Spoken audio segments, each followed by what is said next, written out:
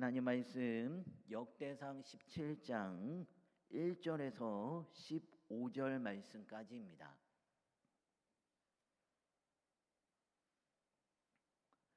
역대상 17장 1절에서 15절 말씀까지 우리 한 절씩 교독하겠습니다. 다윗이 그의 궁전에 거주할 때에 다윗이 선지자 나단에게 이르되 나는 백향목 궁에 거주하거늘 여호와의 언약궤는 휘장 아래에 있도다.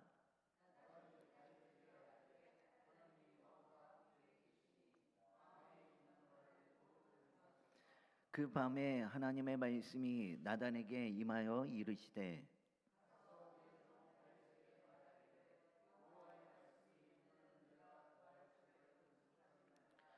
내가 이스라엘을 애굽에서 올라오게 한 날부터 오늘까지 집에 있지 아니하고 오직 이 장막과 저 장막에 있으며 이 성막과 저 성막에 있었나니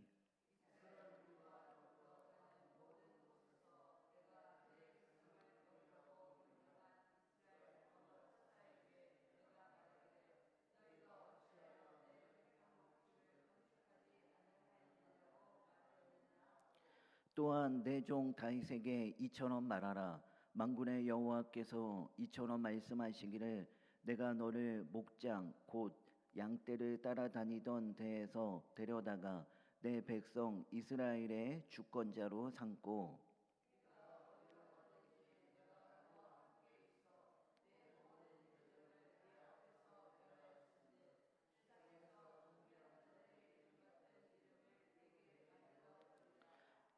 내가 또 내 백성 이스라엘을 위하여 한 곳을 정하여 그들을 심고 그들이 그곳에 거주하면서 다시는 옮겨가지 아니하게 하며 악한 사람들에게 전과 같이 그들을 해치지 못하게 하여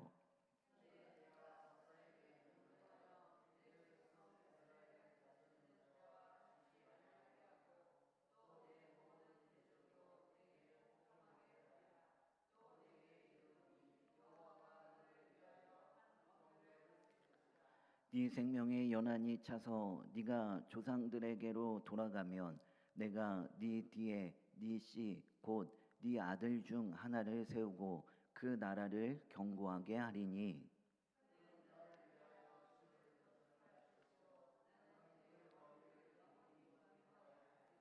나는 그의 아버지가 되고 그는 나의 아들이 되리니 나의 인자를 그에게서 빼앗지 아니하기를 내가 네 전에 있던 자에게서 빼앗음과 같이 하지 아니할 것이며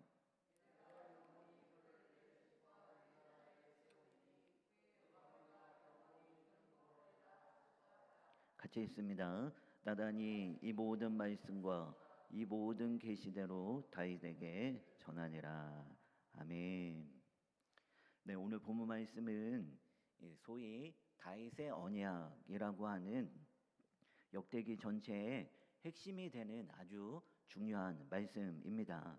자, 먼저 1절 말씀을 보면 다윗이 그의 궁전에 거주할 때 다윗이 선지자 나단에게 이르되 나는 백향목 궁에 거주하거늘 여호와의 언약궤는 휘장 아래에 있도다라고 했습니다.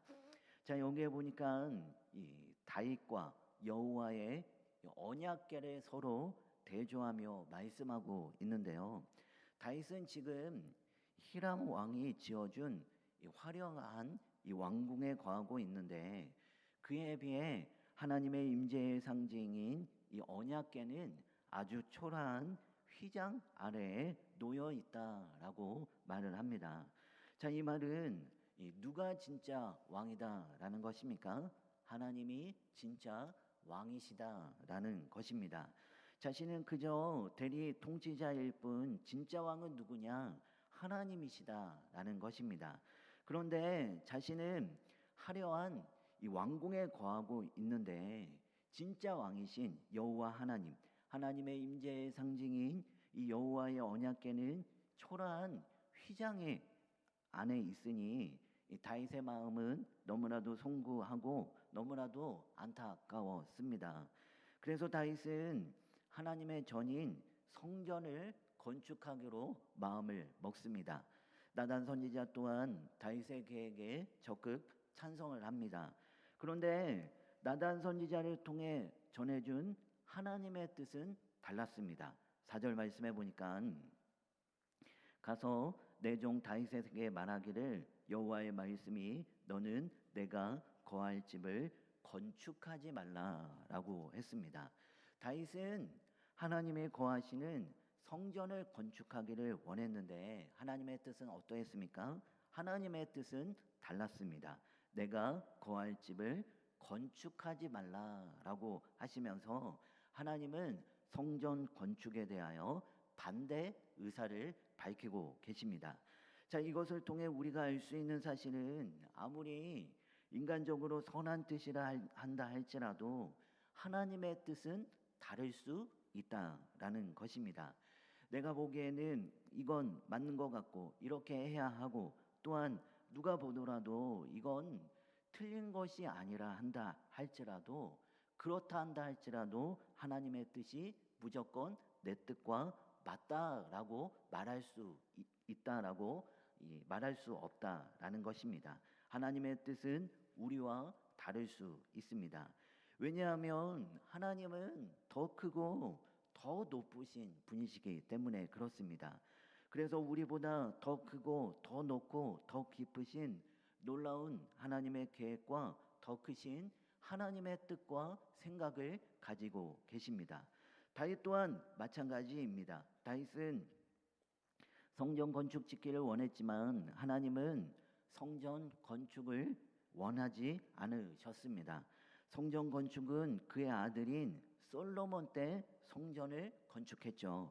그만큼 지금은 때가 아니다라는 것입니다.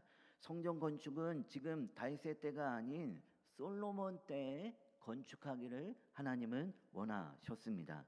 그래서 11절, 12절 말씀에 보면 내가 네 뒤에 네 씨 곧 네 아들 중 하나를 세우고 그 나라를 견고하게 하리니 그는 나를 위하여 집을 건축할 것이요라고 했습니다. 여러분, 이처럼 하나님은 다윗이 아닌 솔로몬 때의 성전을 건축하기를 원하셨습니다. 그리고 또한 특별히 무엇보다도 하나님은 어떤 하나님이시냐? 하나님은 어느 한 곳에 거하시는 하나님이 아니십니다. 5절 말씀해 보니까 내가 이스라엘을 애굽에서 올라오게 한 날부터 오늘까지 집에 있지 아니하고 오직 이 장막과 저 장막에 있으며 이 성막과 저 성막에 있었다라고 그렇게 말씀합니다. 자, 이처럼 하나님은 어느 한 장소, 어느 한 곳에만 계신 것이 아니라 여기에도 계셨고 저기에도 계셨다라고 지금 말씀하십니다. 다시 말해 하나님은 어느 곳이든 장소에 국한되지 아니하시고 어디든 편재해 계시는 여호와 하나님이심을 가르쳐주고 계십니다. 다시 말해 하나님은 어디든 너와 함께 하셨음을 말씀하고 있습니다. 자, 그러면서 하나님은 다윗을 축복하십니다. 8절 말씀해 보니까 네가 어디로 가든지 내가 너와 함께 있어 네 모든 대적을 네 앞에서 면하였은즉 세상에서 존귀한 자들의 이름 같은 이름을 네게 만들어 주리라라고 말씀합니다. 이것은 하나님께서 아브라함을 부르셨을 때 네 이름을 창대케 하겠다라고 말씀하셨는데요. 그 말씀을 지금은 다윗을 통해 이루어 가시겠다라고 하는 하나님의 계획을 말씀하십니다. 그러면서 결론적으로 말씀하시기를 14절 말씀해 보니까 내가 영원히 그를 내 집과 내 나라에 세우리니 그의 왕위가 영원히 견고하리라라고 말씀합니다. 다윗을 통해 이루어 가실 하나님의 나라는 영원 무궁하다라는 사실을 가르쳐 주고 있습니다. 여러분, 이 역대기 말씀은 이 바벨론 포로에서 돌아온 이 백성들을 향하여 기록된 말씀이 바로 역대기입니다. 다시 말해 이 포로로 잡혀가서 70년이 차고 다시 고국으로 돌아왔을 때 이들이 역사 교과서와도 같은 그 말씀이 어떤 말씀이냐? 바로 역대기 말씀입니다. 어쩌면 이들은 유다가 망하고 포로로 잡혀간 자신의 모습을 보면서 인간적으로 다윗 왕조가 영원한 것이 아니라 끊어졌다라고 생각했었을 수도 있습니다. 그런데 역대기에서 다시 이러한 다윗의 왕권에 대해 말씀하심으로 하나님의 나라는 망한 것이 아니라 하나님의 나라는 영원한 것임을 지금 이들에게 강조하며 말씀하고 있는 것입니다. 여러분, 우리 또한 마찬가지입니다. 이처럼 끝난 것 같고 이건 아닌 것 같고 이젠 소망이 없는 것 같지만 여러분, 끝이 아닙니다. 내가 보기엔 이젠 끝날 것 같지만 하나님의 크신 놀라운 구원의 경륜으로 보면 결코 끝이 아닙니다. 유다 나라도 마찬가지죠. 유다 나라도 망하고 바벨론의 포로로 잡혀감으로 말미암아 이들은 이 나라가 망했다라고 생각했을 것입니다. 하지만 끝이 아니었습니다.